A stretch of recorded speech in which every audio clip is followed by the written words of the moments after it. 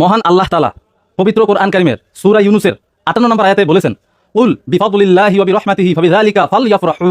হাবিব সাল্লাল্লাহু আলাইহি ওয়াসাল্লাম, আপনি বলে দিন, আল্লাহর ফজল এবং রহমতে তারা যেন আনন্দিত হয়।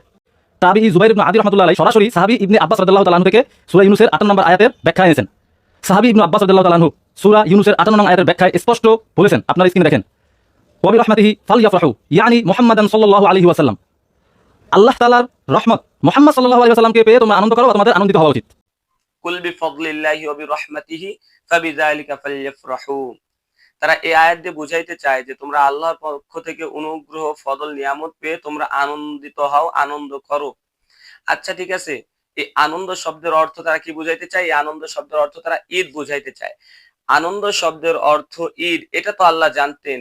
তো যদি মুহাম্মদ সাল্লাল্লাহু আলাইহি ওয়াসাল্লামের এই ধরাধামে আগমনের রাতটা ঈদ হতো, তাহলে আল্লাহ তাআলা ফাবিযালিকা ফালইফরাহু কেন বললেন? আল্লাহ তাআলার বলা উচিত ছিল না আউযুবিল্লাহ যে ফাবিযালিকা ঈদা। আল্লাহ ঈদ বলে দিতেন কোরআনে, কারণ ঈদ তো আরবি শব্দ, আল্লাহ কোরআনে ঈদ বলে দিতেন। কেন আল্লাহ তাআলা ফাবিযালিকা ফালইফরাহু বললেন? মূর্খের দলেরা জিলাপি এবং সিন্নি খাইতে খাইতে নিজেদের ব্রেনটা একেবারে পচে গেছে, গোবর হয়ে গেছে। ওরা এতটুকুনো বুঝে না যে আল্লাহ সুবহানাহু ওয়া তাআলা এখানে যদি মুহাম্মদ সাল্লাল্লাহু আলাইহি ওয়াসাল্লামের জন্মের রাতটাকে ঈদ বলতে চাইতেন, তাহলে আল্লাহ তাআলা বলতেন ফাবিযালিকা ঈদা বলতেন, আল্লাহ ফালইফরাহু বলতেন না। আনন্দ এক জিনিস, হাসি খুশি আরেক জিনিস। ঈদ এক জিনিস এবং আনন্দ, হাসি খুশি আরেকটা জিনিস। ঈদ আর আনন্দ দুইটা জিনিস কখনো এক নয়। এরপর সে জুবাইর ইবনে আদি রাহমাতুল্লাহি আলাইহি এর নুসখা থেকে সে দলিল দিল 52 নম্বর পৃষ্ঠা থেকে যে ইয়ানি মুহাম্মদ সাল্লাল্লাহু আলাইহি ওয়াসাল্লাম। আব্বাস রাদিয়াল্লাহু তাআলা আনহুর কাছে যখন এটা জিজ্ঞাসা করা হলো, আব্বাস রাদিয়াল্লাহু তাআলা এর ব্যাখ্যায় বলছেন সেটা হলো মুহাম্মদ সাল্লাল্লাহু আলাইহি ওয়াসাল্লাম। আল্লাহর রহমত, আল্লাহর পক্ষ থেকে আমাদের জন্য রহমত হচ্ছে মুহাম্মদ সাল্লাল্লাহু আলাইহি ওয়াসাল্লাম। হ্যাঁ, এটা আমরা স্বীকার করি। আল্লাহ তাআলা সূরা আলে ইমরানের 164 নং আয়াতে আল্লাহ বলেন, লাকাদ মান্নাল্লাহু আলাল মুমিনিন إذ بعث فيهم رسولا من أنفسهم يتلو عليهم آياته ويزكيهم ويعلمهم الكتاب والحكمة وإن كانوا من قبل لفي ضلال مبين।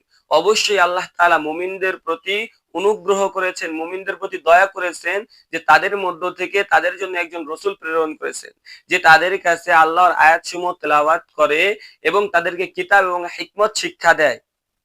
এবং যদিও তারা পূর্বে পথভ্রষ্ট ছিল, তো আমরা তো অবশ্যই আল্লাহ তাআলা যেহেতু কোরআনুল কারীমে বলতেছেন এবং তাফসীর থেকে স্পষ্ট বোঝা যায় যে নবীজি সাল্লাল্লাহু আলাইহি সাল্লাম আমাদের জন্য নিয়ামত, আমাদের জন্য অনুগ্রহ, আমরা তো এটা অবশ্যই স্বীকার করি। কিন্তু আমরা তো এটা আব্বাস রাদিয়াল্লাহু তাআলা আনহু জানতেন যে নবী আমাদের জন্য নিয়ামত, নবী আমাদের জন্য অনুগ্রহ, কিন্তু তিনি এটা জানতেন না যে 12ই রবিউল আউয়াল আসলে আমাদের জিলাপি খাইতে হবে। এটা আব্বাস রাদিয়াল্লাহু তাআলা আনহু জানতেন না। এটা জানে কে? 1400 বছর পর জানতেছে ইনায়েতুল্লাহ আব্বাসী ওরফে গাবগাসির ছাত্র মূর্খ মাসুক, বলৎকারী মাসুক জানতেছে। যারা বেদাত করে তারা নিজেরাও জানে না যে কেন তারা বেদাত করে। লজ্জা লাগে না? রাসূলুল্লাহ সাল্লাল্লাহু আলাইহি ওয়াসাল্লামের নামে জিলাপি খাস, মিথ্যা বলে, নবীজির নামে বেদাত করে। নবীজি সাল্লাল্লাহু আলাইহি ওয়াসাল্লাম বলেন বুখারী শরীফের 109 নম্বর হাদিস, যে ব্যক্তি আমার নামে মিথ্যা কথা বলবে তার থাকার জায়গা জাহান্নাম। তো তোরা যে নবীজি সাল্লাল্লাহু আলাইহি ওয়াসাল্লামের নামে মিথ্যা বলে তোরা সিন্নি খাস, জিলাপি খাস, তাবিঈনদের যুগে নাই, সাহাবীদের যুগে নাই, নবীজির কোনো হুকুম নাই যে তোমরা আমার জন্মের দিবসকে তোমরা ঈদ উদযাপন করো, তোমরা আমার জন্মের দিবসকে লক্ষ্য করে তোমরা কেক কাটো, হ্যাপি বার্থডে ইয়া রাসূলুল্লাহ বলে কেক কাটো।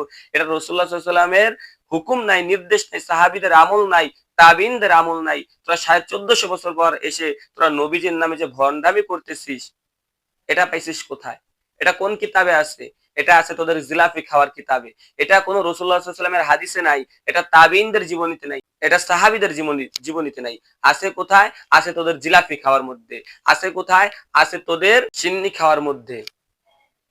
পারলে তুই বলছিস না যে পারলে খন্ডায় দেখাইলাম যে আল্লাহ তাআলা ওখানে ঈদ উদযাপন করতে বলেন নাই, ওখানে আল্লাহ তাআলা র‍্যালি করতে বলেন নাই, ওখানে আল্লাহ তাআলা বলছেন ফালইফরাহু, তারা যেন আনন্দিত হয়, শুকরিয়া আদায় করে। আলহামদুলিল্লাহ, আমরা আনন্দিত, আমরা শুকরিয়া আদায় করি। এমনকি শুকরিয়া স্বরূপ আমরা নবীজি সাল্লাল্লাহু আলাইহি ওয়াসাল্লামের প্রতি দুরূদ পাঠাই, তোদের মতো বেদাত করি না। আমরা নবীজি সাল্লাল্লাহু আলাইহি সাল্লামকে অত্যাধিক পরিমাণে ভালোবাসি, তোদের মতো বেদাত করি না। তোদের মতো নবীজি সাল্লাল্লাহু আলাইহি ওয়াসাল্লাম যা বলেননি, যা করেননি তা করি না। আমরা কি করি? নবীজি সাল্লাল্লাহু আলাইহি ওয়াসাল্লাম যেইভাবে আমাদেরকে আদেশ দিয়েছেন, সাহাবীদেরকে আদেশ দিয়েছেন, আমরা সেটার অনুসরণ করি। সাহাবীরা যা করেছেন আমরাও ঠিক তাই করার চেষ্টা করি। তোদের মতো দিনের মধ্যে নব উদ্ভাবিত বেদাত করি না আমরা। তোদের মতো জিলাপি খেয়ে নবীর শান গাই না, আমরা জিলাপি ছাড়াই নবীর শান গাই।